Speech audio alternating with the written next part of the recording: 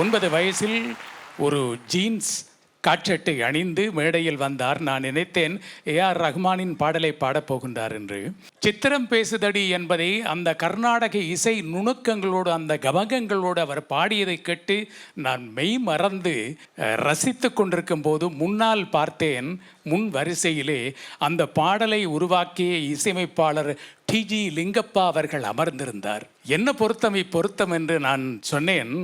இந்த தலைமுறையும் விரும்பி பாடும் அந்த அற்புதமான பாடலை உருவாக்கிய அந்த இசைச்சிற்பி டிஜி லிங்கப்பா என் முன்னால் என்று கை நீட்டி காட்டியதும் அவர் அப்படியே குமுறி அழுதார். டிஜி லிங்கப்பா அழுதது மட்டுமல்ல, ஓடி வந்து பிரதீப் குமாரை கட்டி அணைத்து முத்தமிட்டு பாராட்டினார்.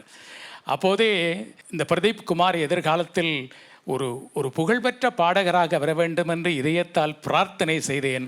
அது பலித்துவிட்டு இன்று பல விருதுகள் வென்ற இளைய தலைமுறையின் இதயம் வென்ற எனக்கு மிகவும் பிடித்த, அதாவது அவர் சொற்களை உச்சரிக்கும் அழகு, தமிழுக்கு நோகாமல் உச்சரிக்கும் அழகு, எங்கள் இசைத்தாய் சுஷீலா அம்மாவை போல் தமிழுக்கு நோகாமல் உச்சரிக்கும் அழகு பிரதீப் குமாரிடம் இருக்கிறது.